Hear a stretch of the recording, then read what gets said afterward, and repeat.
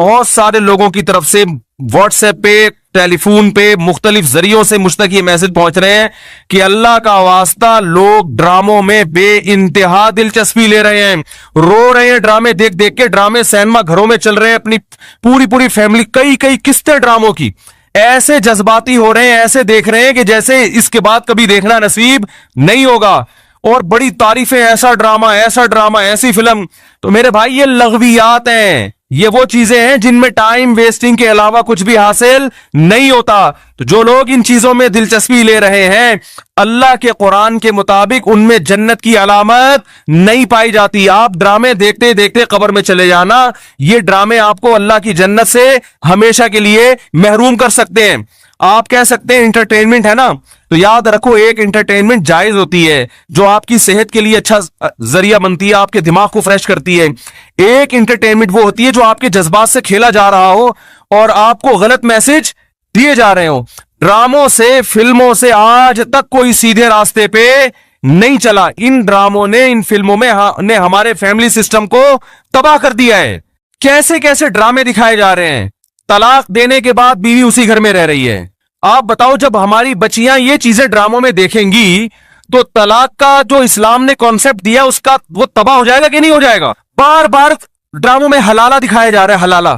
تو کیا میسج جائے گا ان جوان لڑکیوں اور لڑکوں کو جو یہ سب چیزیں دیکھ؟ مجھے ایک بات بتاؤ, میرے ایک دفعہ بیان شروع ہوئے, کچھ وقت میں نے طلاق کا جائز طریقہ بیان کیا تھا, اسلام میں جائز طریقہ کیا ہے. میں نے 2-3 قسطیں ریکارڈ کروائیں, کمپلیٹ کیا, اس کے بعد 1 سال تک موضوع نہیں چھیڑا.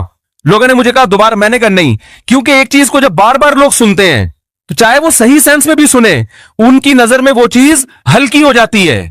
میں نے کہا بار بار ایک ٹاپک چھیڑوں گا تو ایسا نہ ہو گھر میں طلاقیں شروع ہو جائیں. سمجھ میں آ رہی ہے بات؟ او بھائی ایک چیز کتاب کی حد تک کہ شریعت نے بتا دی, ایک دفعہ بتا دی, بار بار اسی کو, تو کیا ہوتا ہے, آپ ایک چیز کو بار بار جب سنو گے تو جو چیز انسان بار بار سنتا ہے زبان پر وہ ہلکی ہو جاتی ہے. میں نے کہا اس سے گھروں میں طلاق کا ریشو بڑھنے کا خطرہ کم نہیں ہوگا, ایک چیز کو بار بار ریپیٹ کیا جائے. تو بتاؤ ڈراموں میں بار بار طلاقیں دکھائی جا رہی ہے کہ نہیں دکھائی جا رہی ہیں؟ فلاں کی پھڈا ہوا, اس نے اس کو طلاق دے دی, ڈیورس پیپر بھیج دیے, وہ طلاق دے, وہ اس نے وہاں شادی کر لی, ادھر طلاق لے لی, ادھر آ گئی, وہ حلالہ ہو گیا, فلانا ہو گیا, ڈمکانا ہو گیا. جب یہ چیزیں گھروں میں چلیں گی, آپ کو کتنا ہی اچھا ڈرامہ لگے, تو یاد رکھو آپ کی نسلیں تباہ ہو جائیں گی. مائیں بچیوں کو سکھاتی تھی بیٹا ڈولی جا رہی ہے تو اب جنازے کی کھٹولی آئے گی واپس. بتاتے تھے نہیں بتاتے تھے؟ ہم تو بچپن میں سنتے تھے بھائی ڈولی جا رہی ہے اب جنازے کی کھٹولی آئے گی, طلاق لے کے نہیں آنا. ہاں جہاں جائز طلاق ہے ہم تو کہتے ہیں کہ وہ جائز ہے, اس میں اتنا ظلم جائز نہیں ہے کہ بچی کو بیڑا غرق کر دیا اور پھر بھی آپ علیحدگی. لیکن اصول تو یہی ہے نا کہ یہ بری چیز ہے. جب بار بار کلچر میں یہ چیز دکھائی جائے گی, شوہر نے تھپڑ مارا بیوی کو, وہ عدالت چلی گئی خلا لینے کے لیے. ہر گھر میں تھپڑ بھی ہوتا ہے, ہر گھر میں گالی گلوچ بھی ہوتا ہے, یہ تو نارمل چیز ہے. تھپڑ مارنا صحیح نہیں ہے, اچھا کام نہیں ہے کہ شوہر بیوی پہ ہاتھ اٹھائے, لیکن سب کچھ ہوتا ہے گھروں کے اندر, وہ بعد میں سب سیٹ ہو جاتا ہے. لیکن ڈراموں میں جب دکھایا جائے گا شوہر نے بیوی پہ تھپڑ اٹھایا, ہاتھ اٹھایا اور وہ چلی گئی عدالت سے خلا لینے, تو کل کس مرد نے غصے میں کسی عورت پہ ہاتھ اٹھا لیا تو عدالت کا دروازہ نہیں کھٹکھٹائے گی کیا؟ اس تھپڑ کی تلافی 100 دفعہ ہو سکتی ہے, مرد منا سکتا ہے, لیکن عدالت سے جب ڈیورس ہوگی اس کی تلافی نہیں ہوگی. مرد کے دل میں نفرت پیدا ہوگی, اس سے مجھ سے طلاق کیوں مانگی, کیوں گئی ہے ڈیورس لینے کے لیے, بچے تباہ برباد ہو جائیں گے.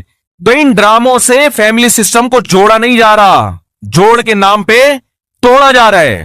اور میں نے اپنے دوست سے پوچھا, میں نے کہا یہ چیزیں تو فلموں میں پہلے زیادہ دکھائی جاتی تھی, تو ڈراموں پہ اتنا شور کیوں؟ انہوں نے ایک بڑی پوائنٹ کی بات کی. انہوں نے کہا کہ فلموں میں جو چیزیں دکھائی جاتی ہیں وہ نارمل ماحول سے ہٹ کر ہوتی ہیں. ڈرامے کا مطلب یہ ہوتا ہے کہ جو گھروں میں ہو رہا ہے وہ دکھایا جائے.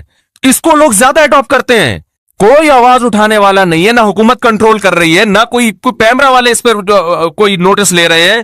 سینما گھروں میں چلنا شروع ہو گئے, صبح شام اتنے کلپ مجھے لوگ بھیج رہے ہوتے ہیں, یہ والا مفتی صاحب یہ سین دیکھیے بڑا ٹائٹ سین ہے. کیا ہو گیا تمہیں, پاگل ہو گئے ہو تم بھائی, کیا ہو گیا ہے؟ میں اپنے دوستوں سے کہتا ہوں, میں میٹنگیں کرتا ہوں بلا کے کہ یار ٹائم کی بڑی کمی ہے, میرا سارا دن اسی میں گزرتا ہے یار, بہت سارے کام کرنے ٹائم نہیں مل رہا. جب رات کو سونے کے لیے لیٹتا ہوں تو ندامت کے ساتھ, اللہ کی قسم میری یہ حالت ہے کہ یار آج بہت سارے کام کرنے تھے مگر آج بھی رہ گئے. ہم حیران ہو رہے ہیں, آپ 2-2 3-3 4-4 گھنٹے کیسے ٹی وی کے سامنے بیٹھ جاتے ہو؟ ٹائم کہاں سے آ رہا ہے آپ کے پاس؟ اتنا ٹائم ہونا اس کی علامت ہے آپ کا دنیا میں کوئی ویژن ہے ہی نہیں. جس کا کوئی ہدف ہوتا ہے اس کے پاس اتنا ٹائم نہیں ہوتا. تو یہ جو ڈراموں فلموں میں ٹائم ضائع کیا جا رہا ہے نا, خدا کی قسم موت کے وقت حسرت کا سبب بنے گا.